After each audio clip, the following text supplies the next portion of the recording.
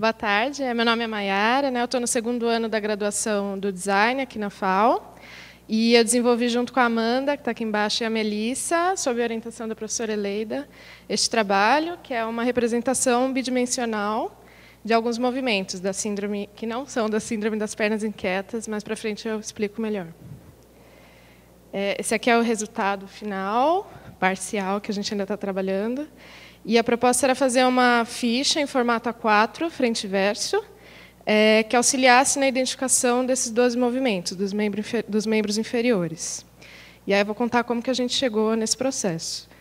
A gente partiu de alguns vídeos dos movimentos, e a partir desses vídeos a gente fez RAFs, esboços, né, dos movimentos, para fazer essa representação bidimensionalmente.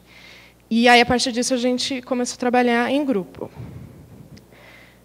A primeira decisão que a gente teve foi de quebrar o movimento em algumas fases. Então, uma referência boa para a gente foram os quadrinhos, que a gente vê isso acontecer bastante frequentemente, nessa representação do movimento. E, nesse exemplo do Will Eisner, a gente vê, inclusive, pernas, né? Pernas e pés sendo representados em movimento. Outro exemplo para a gente foram livros infantis ou ilustrados, que também tem essa representação do movimento. E esse exemplo da Vera Egerman, ela mostra, inclusive, uma coisa que a gente acabou adotando, que é o gato, por exemplo, em 3 fases do movimento, com a indicação das setas para mostrar a sequência do movimento, numa mesma imagem, né, no mesmo espaço, simultaneamente. E, em paralelo ao livro ilustrado da Sophie van der Linden, ela comenta um pouco sobre essa representação de movimento. Então, eu peguei uma citação dela que diz assim: quando 2 imagens se relacionam, surge a possibilidade de expressar uma progressão. Ao ligar, por meio da leitura, uma imagem à seguinte, o leitor as inscreve dentro de uma continuidade. Mais que isso, imaginando o que ocorre entre as duas, ele preenche o lapso temporal. Então, foi essa imaginação que a gente tentou trazer para o trabalho. Aí a gente fez alguns estudos. Primeiro, a gente escolheu fazer essa representação usando imagens vetoriais, porque facilitaria para a gente em fazer ajustes, eventualmente, de acabamento ou do próprio traço, que uma imagem desenhada fosse ser mais trabalhoso, né? Então, a gente preferiu fazer em vetor. E aí a gente fez esses estudos trabalhando alguns recursos gráficos, como preenchimento, contorno, uso de cor, transparência e as setas, para ajudar na identificação do ângulo do movimento. Aí, o que a gente escolheu foi esse último. A gente considerou que ele está com uma linguagem mais clara, mais limpa. Então, o movimento é representado só em tons de cinza, uma das fases com um contorno em preto e a outra com um preenchimento em cinza, vazado, né? E a seta com a cor, que aí ela já direciona o olhar do leitor para onde está acontecendo o movimento de fato. Aí, aquela cor ali vermelha, a gente tinha pensado por ela contrastar bem com o preto, mas vendo o trabalho de outros grupos e conversando com a professora, a gente viu, ainda mais no ambiente hospitalar, essa cor pode ter outras interpretações, então, relacionar a ferimento ou coisas assim. Então, a gente preferiu fazer um estudo de cor pensando em materiais da área da saúde, que predomina o uso de cores frias.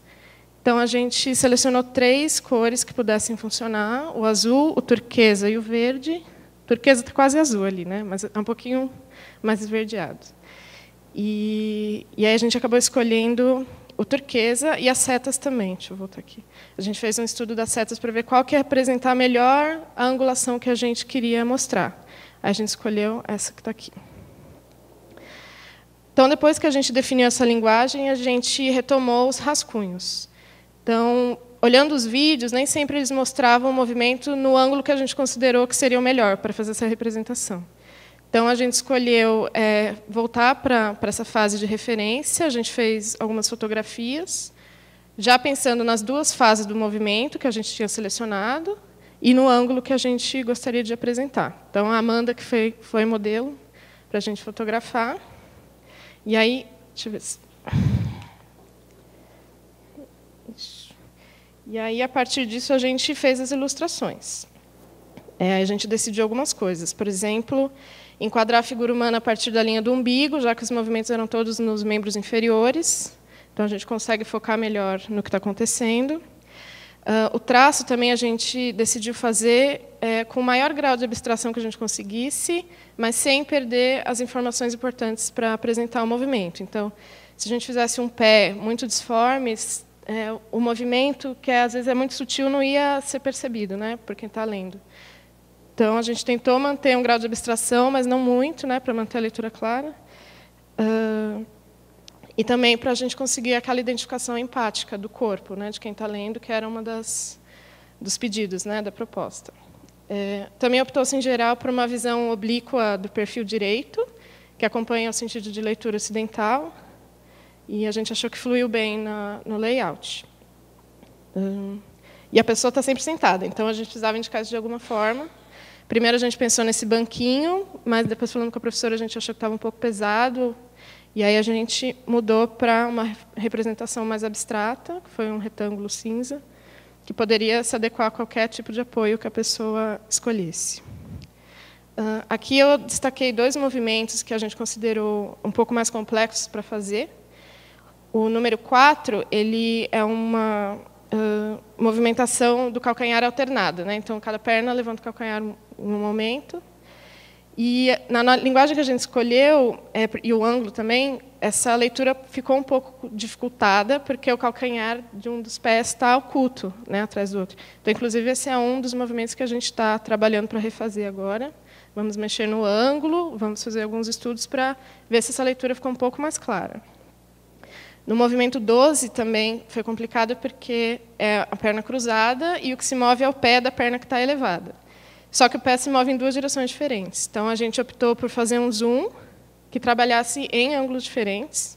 Então, uma visão superior e uma visão lateral, para a gente poder ver direitinho o movimento do pé. E depois, conversando com o pessoal da pesquisa da Unifesp, falaram que não teve problema para identificar isso. Então, foi uma boa solução. E aqui voltamos, né, para ver todos os movimentos então, que a gente fez. São 12, sendo que o último tem as 2 versões. Então, isso aqui é a frente e verso de uma folha, né? As 2 primeiras colunas seriam a frente da 4, as outras 2 o verso. Impresso em 2 cores, que também era uma dos pedidos, né? Então, seria o preto e o turquesa como cor especial. E a gente resolveu enumerar também os movimentos para facilitar na comunicação entre os profissionais. Então, que foi uma coisa que foi passada para nós, que era muito complicado, porque cada um descrevia o movimento de um jeito e era muito difícil você ter certeza se você está falando do mesmo movimento que a outra pessoa. Então, a gente pensou que, enumerando isso, você tem clareza na hora de identificar qual é o movimento, né? Independente do descritivo.